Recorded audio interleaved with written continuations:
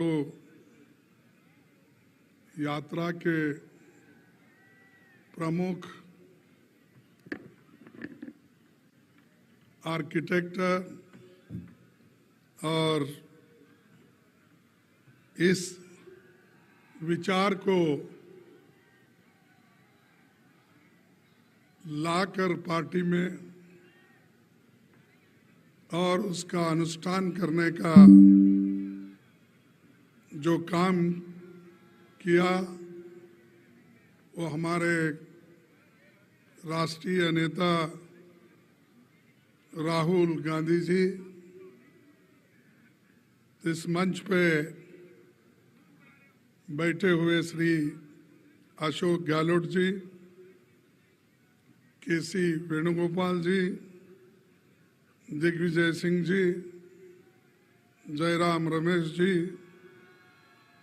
सुकेंद्र रंधवा जी, गोविंद दोतार जी और जितेंद्र सिंह जी जो हमारे आसाम के प्रभारी भी हैं और यहाँ के पहले पार्लियामेंट मेंबर और मिनिस्टर भी रह चुके हैं, जिन्होंने यहाँ बहुत बड़ा एक हॉस्पिटल हमारे डिपार्टमेंट से यहाँ पर दिया गया। वो मेडिकल कॉलेज के तहत आज वो चल रहा है। और सचिन पायलट जी और टीकाराम जुले जी और इस मंच पे बैठे हुए सारे वरिष्ठ नेतागण, यहाँ पर पधारे हुए भाइयों बहनों, युवाओं, किसानों, मजदूरों और मीडिया के मेरे भाइयों,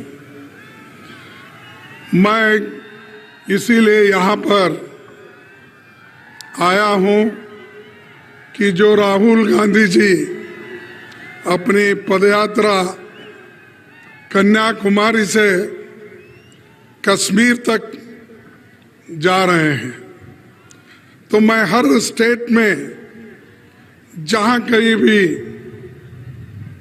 पब्लिक मीटिंग्स होती है उस हर स्टेट में मैं जाकर अपनी बात रखने की कोशिश किया हूँ। और राहुल जी को जो आज लोक स्पंदन मिल रहा है, जो जनता का सपोर्ट मिल रहा है, ये देखकर मुझे इतनी खुशी हो गई है। मेरी पार्टी 2024 में जरूर जीतेगी, ये मेरा इससे महसूस होता है। और लोग जब हमसे जुड़ते हैं तो इससे भी मालूम होता है कि हमारे साथ लोग जुड़ रहे हैं और इसके कारणकर्ता राहुल जी है। खासकर युवा, महिलाएं, विद्यार्थी, छोटे मोटे बिजनेस करने वाले लोग, किसान, मजदूर, सब लोग जुड़ रहे हैं। क्या कारण है? क्योंकि आज की जो सरकार है, बीजेपी सरकार,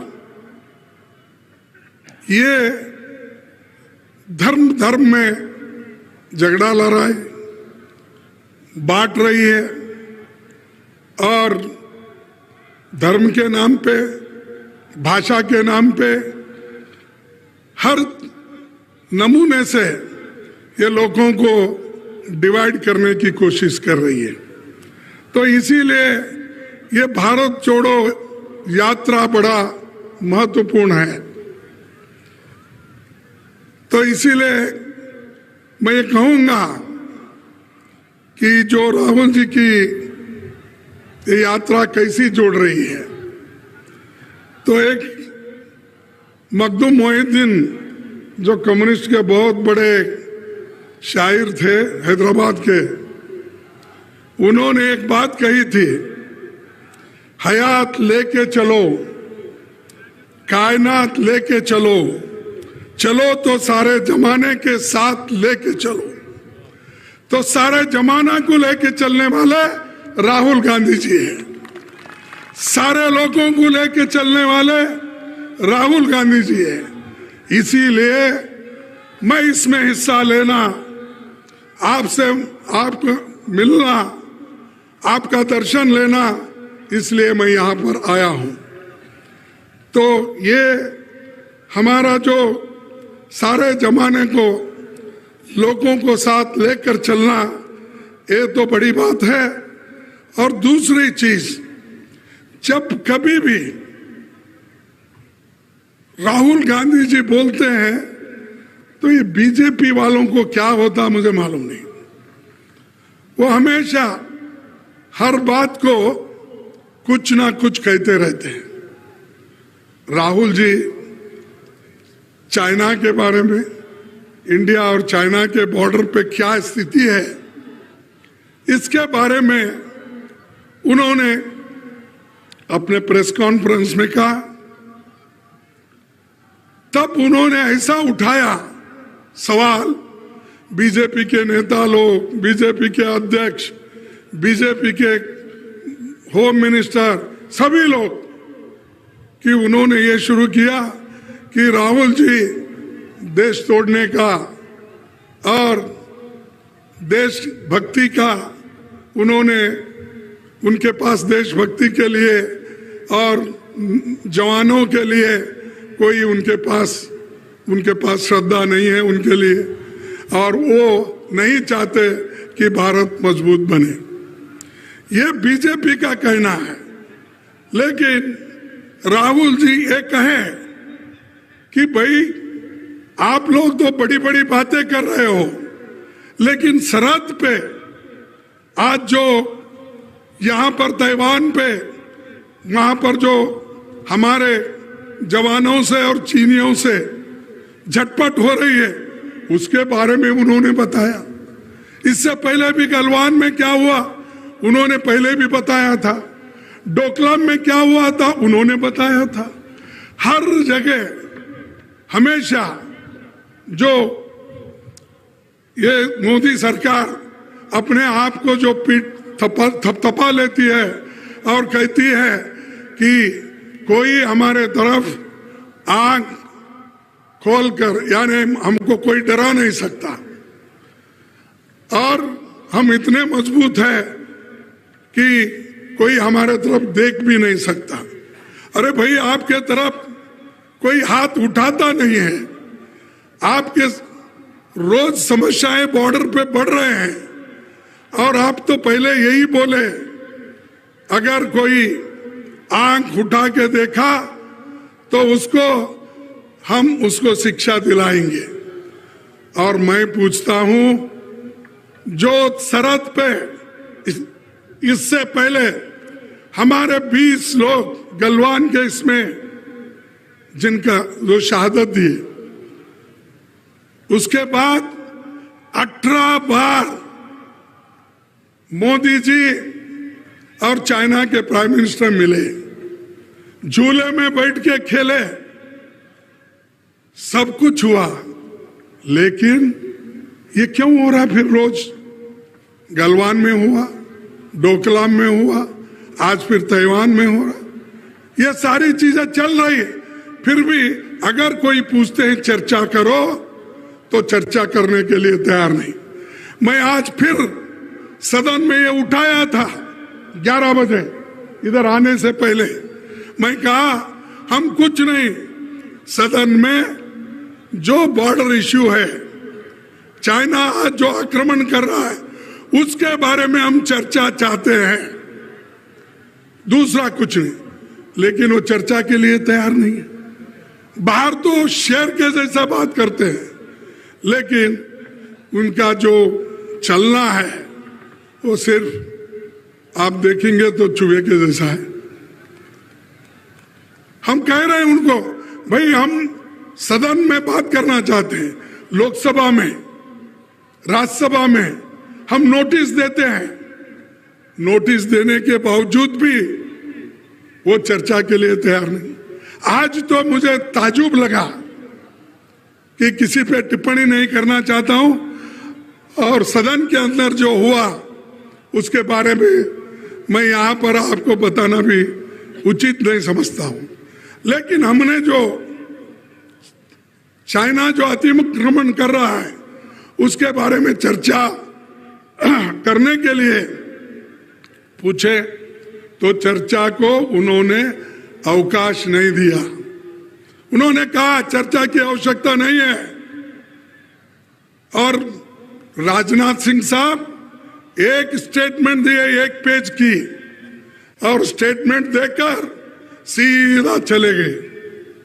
अरे हम बोले भाई चर्चा करो, हमको बताओ, देश के जनता को भी बताओ पार्लियामेंट में क्या हो रहा है, सरकार क्या कह रही है, सरकार क्या कर रही है, अपनी वहां के जवानों के बारे में उनकी स्थिति क्या है बताइए। ये हम पूछ रहे हैं, दूसरा कुछ नहीं। देश के साथ हम हैं, राहुल गांधी जी देश के साथ है, कांग्रेस देश के साथ है, हम सभी लोग मिलकर इस देश की रक्षा के लिए एक होकर लड़ेंगे। लेकिन आप छुपाते क्यों हो, आप क्यों छुपा रहे हो? तो यही पूछ रहे थे, लेकिन वो लोग उत्तर देने के लिए तैयार नहीं, चर्चा के लिए नहीं, चर्चा से भाग रहे हैं। हम तो जानकारी पूछ रहे हैं, जानकारी दो हमारे लिए। तो इसलिए दोस्तों मैं आपसे यही कहूंगा कि ये सरकार तो बात तो जोरों से करती है, शोर लगा के करती है, लेकिन डेमोक्रेसी को खत्म कर रही। रोज जो ऑटोनमस बॉडीज है उनके जो अधिकार है उसको खत्म कर रही है। ईडी, सीबीआई, सीवीसी, जितने भी एजेंसीज हैं उन एजेंसी का उपयोग करके उन्होंने सबको डराने की कोशिश कर रहे हैं और कांग्रेस को भी डराने की कोशिश कर रहे हैं। लेकिन कांग्रेस वाले कभी नहीं डरेंगे। देश को हमने आजादी लाई है, देश को आजादी दिलाई है, और देश के एकता के लिए श्रीमती इंदिरा गांधी जी अपनी जान कुर्बान दी करी है। राजीव गांधी जी अपने जान दिए हैं इस देश के एकता के लिए। तो ये सब हमने किया, हमने अपनी जान दी, हमारे पार्टी के नेताओं ने जान दिया। तुम क्या किए? आपके घर में कोई देश के लिए कुत्ता तो मरा है? क्या कोई तो कुर्बानी दी है? नहीं। लेकिन फिर भी वो देशभक्त, और हम कुछ भी बोलेंगे तो देशद्रोही। तो इसलिए दोस्तों ये डेमोक्रेसी का हाल ये हो रहा है। कत्ल हुआ हमारा कुछ इस तरह किस्तों में, कत्ल हुआ हमारा कुछ इस तरह किस्तों में, कभी कातिल बदल गया, कभी खंजर बदल गया। तो ये कर रहे हैं, तो ये डेमोक्रेसी को इस तरीके से खत्म कर रहे हैं। कभी कातिल बदलते हैं, कभी खंजर बदलता है। सभी लोग डेमोक्रेसी को, संविधान को खत्म करने की कोशिश कर रहे हैं। तो इसीलिए राहुल गांधी जी भारत जोड़ो यात्रा कर रहे हैं, लोगों को मिल रहे हैं, सबसे छोटे बड़े, बूढ़े, नौजवान, बच्चे, विद्यार्थी, सबको। आज ये बीजेपी की सरकार किसानों के बारे में नहीं सोचती। आपके इनकम को डबल करने का उन्होंने कहा, नहीं किया। 7 किसानों को एक होम मिनिस्टर के बच्चे ने जीप पीछे लेकर मार दिया, कुछ कार्रवाई नहीं होती, कोई पूछता नहीं, चुप रख दिए वैसे ही ठंडे बस्ती में। उसी ढंग से आज इन्फ्लेशन इतना बड़ा, उन मुद्दों को लेके राहुल गांधी जी आगे बढ़ रहे हैं। अनएम्प्लॉयमेंट, जिस देश में 30 लाख सरकारी नौकरियां खाली है, उसमें से 15 लाख नौकरियां गरीब बच्चों को, शेड्यूल कास्ट के, शेड्यूल ट्राइब्स के, बैकवर्ड्स के बच्चों को नौकरियां मिलती है। लेकिन क्यों नहीं भर रहे आप? इसलिए कि अगर 15 लाख नौजवान लोग सरकारी नौकरी में भर्ती हो गए तो उनको सशक्त, वो आर्थिक दृष्टि से सशक्त बनेंगे, मजबूत बनेंगे और वो आगे आएंगे पढ़ लिख कर।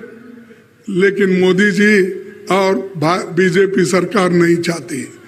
71,000 नौकरियों की एक चिट्ठी देके एक इवेंट मैनेजमेंट करते हैं, लेकिन 30 लाख नौकरियां पब्लिक सेक्टर में से लेकर गवर्नमेंट सेक्टर तक खाली है, क्यों नहीं कर रहे? तो यही है कि गरीब को गरीब रखना चाहते हैं, अमीर को और अमीर बना रहे हैं और चंद दोस्तों को अमीर बनाकर इस देश में फिर से आजादी से पहले जो स्थिति थी वो स्थिति लाने की कोशिश वो कर रहे हैं। इसीलिए दोस्तों, मैं ज्यादा आपका वक्त न लेते हुए इतना ही कहूंगा कि राजस्थान में कांग्रेस मजबूत है, एक होकर काम करना भी है। मैं कांग्रेस पार्टी के अध्यक्ष के नाते कहूंगा, जब तक हम एक होके काम करते रहेंगे तब कोई पार्टी आप भी नहीं आए। तो इसलिए आप पार्टी को मजबूत रखिए और हम आपसे ज्यादा अपेक्षा करते हैं। तो यही बात मैं आपके सामने रख के मेरे 4 शब्दों को समाप्त करता हूं। जय हिंद, जय राजस्थान।